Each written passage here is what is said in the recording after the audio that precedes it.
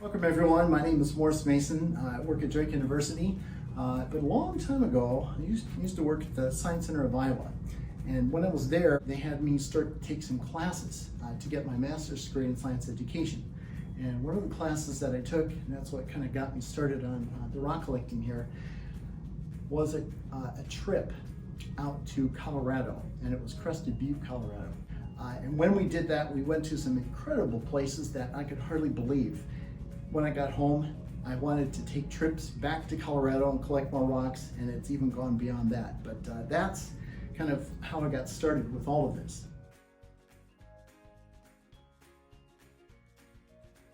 Before you or I get into this with showing you my rock collection, I want to talk to you about equipment that you might want to have along. And the equipment you might want to have along includes some of this. Gloves. There are some rocks that you might collect that can be sharp and it can actually hurt you, and so it's a really good idea to have gloves. And depending on where you want to go, you might want to have some sturdy shoes to go out when you're rock hunting.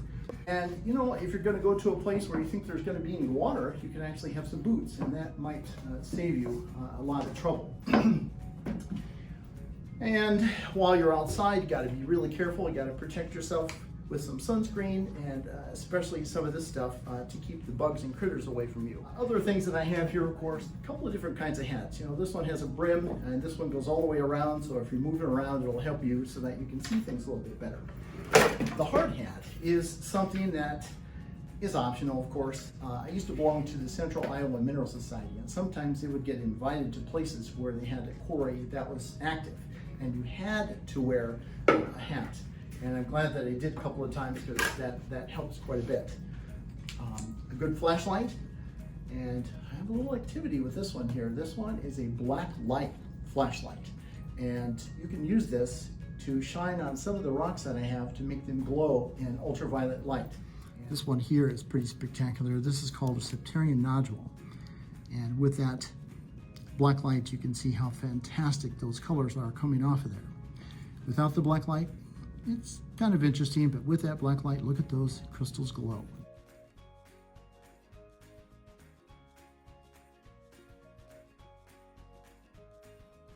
First aid kit. Oh my gosh. Yes, bring this along with your Band-Aids and your, I don't even know what it's called, Neosporin, stuff like that. That would be kind of essential. Now, for actually going out and getting these rocks, sometimes you need to coerce the rocks to get outside of the ground. So I have some tools here that you might use every once in a while if you're trying to get some rocks out of the ground. I got a little hand shovel here. Of course, I got a rock hammer, a little bigger rock hammer. And if you want to get real serious and you're able to do that, I have a really, really big chisel here. So that big rock and the chisel will get some of the rocks out. Here's a little three-pronged thing to kind of move things also. And a couple of things that I have out here, and this one will be for another activity I'd like to suggest. This is a large magnet, very powerful. You can drag it along the ground and you can pick up magnetic things. This right here, long tool, has a fork on it, got a little shovel.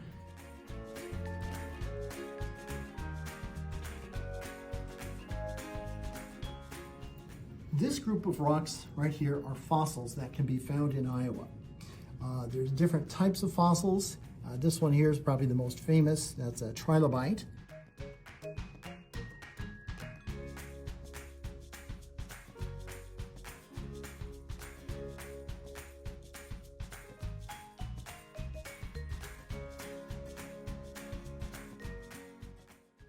Here we have kind of like a snail called I don't know if it's a nautilus. There might be another name for that, gastropod.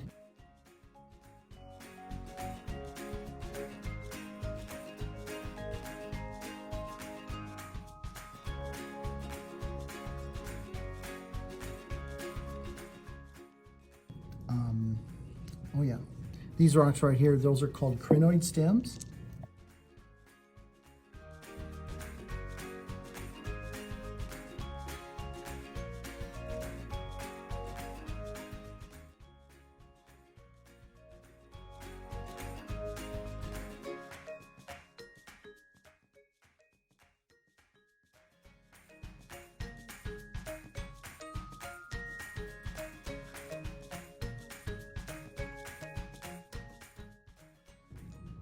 And this is called horned coral. So we have these little things in there.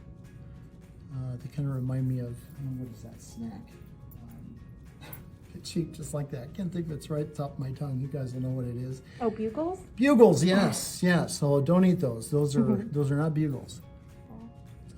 Can you tell us a little bit about fossil hunting?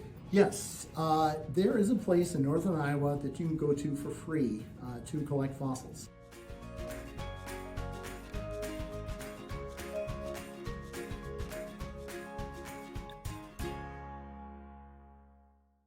I hope that you had some fun and learned a little bit about all the different rocks that are in my collection.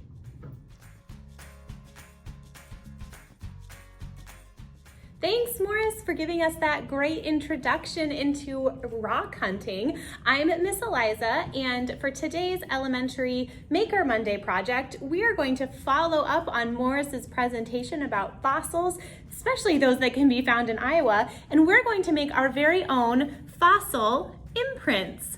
So as you can see, unfortunately, as I was taking mine out, I broke it. And we'll talk about how to avoid that as we go through the instructions. But what you're going to need for this project is a few pieces of tinfoil, just in little squares, kind of like that. You're gonna need Play-Doh. So we have these little packs that are just the right size for this project, but you could use any Play-Doh or any kind of air dry clay or anything that you have like that. A little bit of water, a spoon, and then some plaster of Paris. And so this is kind of a powdery substance that makes like a quick concrete for crafting. So we've given you a little bit of that as well. And then the most important thing and the coolest thing is that you're going to need some fossils. If you don't have any fossils, that's okay, because this same technique works no matter what you press into the mold. So that kind of is mimicking how fossils are made in nature, right? But if you got a pack from the library, then you've got some very cool real fossils to work with. So I've got this piece of coral here, and you can see this is a little bit like some of those big pieces that Morris was showing us. I've also got a little snail, and we learned this could be a gastropod, this little snail shape. And I've got this little one that looks like a round sea urchin. So it's kind of got bumps on the side and it's nice and round. So those are the ones that I'm gonna work with. Everybody that got a pack from the library is gonna get a different selection of fossils, and it'll come with an ID guide so that you can tell exactly what they are. So you can try to identify the fossils that came in your pack, and you can also check out our video with Morris to see if there's any big versions. And if you enjoyed that video, Morris is going to be working with us on several other rock projects. So we have one about geodes, we have one about calcite that glows in the dark. And so we've got all kinds of cool rock related projects with our resident rock expert, Morris Mason. So stay tuned for those. But for now, let's start working on our fossil project. So the first thing that we want to do is we want to create a base that we can build our fossil mold into. So in nature, this is usually going to be like a muddy area or something with a lot of decomposing organic matter, like dirt and grass and leaves that are all breaking down and kind of forming a sludge, or maybe what's left over after a volcano goes through. So there's a lot of different things that can form these in nature, but we're going to make one by using tinfoil and our clay. So you can do a couple different things. When I made this one, I used a sheet of tinfoil about this big and crumpled it into a little dish. So you're kind of just rolling up the edges a little bit, and then we would put the clay inside. Then there will be a little lip that got formed from the tinfoil. So you're kind of rolling your tinfoil into like a little dish with a shallow part in the middle that you can put the foil inside. So that was what created kind of a bigger fossil imprint, and I put a couple different fossils in this piece. You can see there's some coral here and a little shell here, and this is one of those crinoid stems that we saw with Morris. But I think this time I'm going to do mine a little bit smaller, because I think these would make a really nice, maybe a necklace or a magnet. So I'm gonna just use one fossil. Let's pick my sea urchin. So we're gonna make just a little tiny mold using just the sea urchin. So I'm gonna make a little piece of tinfoil into a little tiny mold. So again, I'm showing a small version. You can also do a bigger version, but the process is gonna be exactly the same. So I'm just going to kind of roll the edges up to make a little dish. It doesn't have to be perfect. There's no precise shape, just as long as you have a little bit of a rim that's raised up on the edge of your tin foil. And then you're going to put your clay in the middle. So if you have one that's this size, you might use this whole little container of clay. You want it to be thick enough that when you press something into it, it's not gonna go all the way through. So you wanna use a nice hefty piece of clay, but you wanna also make sure that it doesn't go over the lip of your little tray that you made, because you want it to be contained inside. So you just have to kind of take, and that's why it's nice to use Play-Doh, because you can definitely just add or subtract the amount that you need. So I'm just gonna press that in there so it kind of looks like that. I've got my clay in the middle, and then I've got this little lip on the outside here. And now you're going to press your fossil in. So in nature, this would be like if a bone or a tooth or whatever it may be settles into that sediment that we talked about earlier, and it just stays there and over time becomes kind of calcified and turns into rock. So it fills in all the spaces left by that indentation. So we're just gonna press it in. You can see I'm kind of just pushing it down in the middle, and you wanna make sure, especially if you have something like this that has a bunch of texture on it, you really wanna press hard to make sure that it's getting all of those little nooks and crannies so that that texture will show up when you do the mold. So you can kind of press it in and you can squish it around to make sure it gets on the sides there. And again, if you have multiple pieces, if you're doing a bigger project and you've got multiple fossils, maybe you want to arrange them in a particular pattern, like you could make a smiley face, or you could just line them up artistically. It's really up to you. And this shouldn't need to set very long, so you can go ahead and carefully take out your fossil as soon as you think it's covered. And if you look carefully, you can see, I don't know how well you can see on the video, but you can see I've got those little bumps in there, those little bumps and dots from the sea urchin, and I've got a nice crevice here, so it goes nicely in. It's, you know, a couple millimeters deep, and it's not going through to the bottom. So if you take your fossil out and then you see the tinfoil underneath the bottom of the clay, you're gonna wanna add a little more tinfoil and try it again, because you don't want that bottom to be exposed to the tinfoil. It'll be a little harder to take out of the mold then. Okay, so we've got our mold ready, which is great. We're gonna set that to the side. And then what we're going to do is actually make the mixture that we need. All right, so to mix up our plaster, we're going to use a ratio. And if you remember, a ratio means a certain number of parts to a certain number of parts. So the ratio for plaster of Paris is 2 parts of plaster of Paris and 1 of water. And for a project this size, we don't really need to measure super precisely. We're just gonna do 1 spoonful. So you're gonna take a spoonful, just about like that, kind of like a heaping spoon, and put it in there. And then maybe start with 2. We've given you quite a bit of plaster of Paris, because depending on the size of your mold, you might need more or less. But the good news is you can kind of make a bigger batch and then you know, make a second mold if you have some left over, or you can even add more or less depending on what size you need. So you've got some options there, but whatever you do, the ratio is going to be 2 to 1. So I've put 2 scoops in here, and then I'm just gonna take 1 scoop of water and kind of add it. And it's a little tricky to do a heaping spoonful of water, you might notice, so I'm just gonna put a little drop extra in there.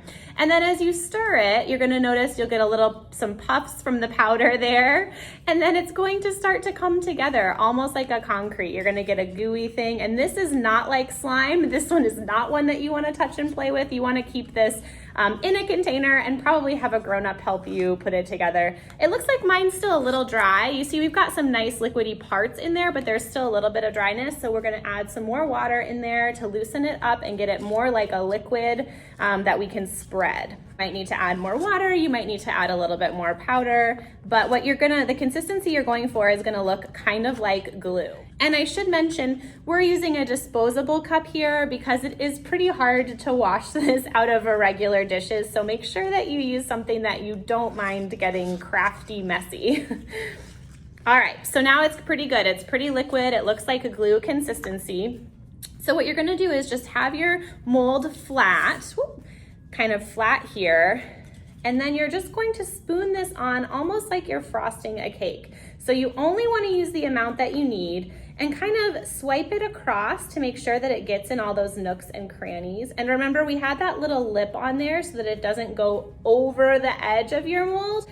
And you can kind of spread it out gently. And it's okay if you have a lot on the top. You just want to make sure that there's enough to fill up whatever you pressed down, your fossil shape. You want that to be full. And then you're going to add enough and smooth it out so that you've got a nice flat layer on top. So we're going to go ahead and do that. And then when you've got it all set, you're going to set it to the side, and then you're going to want to leave this to dry for at least a few hours. If you want to be really safe about it, you might want to go even overnight and then come back to it. All right, friends, so about 4 hours has gone by, and I'm about to check my little fossil imprint. So you can tell it pretty much looks exactly the same as it did when we put it in there, that when it was wet, but you'll be able to feel, so this is a tiny amount, but if you did one of the larger fossils, or one of the larger little dishes, you're gonna need to let it dry a little bit longer because you probably have a little bit more of the plaster in it. So it's gonna take a little bit longer to dry. So you can tell because it should, if it's still a little bit damp or it hasn't fully set, it's gonna be cool to the touch. So if it's still cool, then that probably tells you that it's got a little bit of ways to go, and so you don't wanna break into it just yet. But I think this one's okay, or at least nearly okay, enough for me to show you for the video. So what you're gonna wanna do is undo both parts. So you can take, just kind of peel off your little tin foil container, and it should kind of come right out.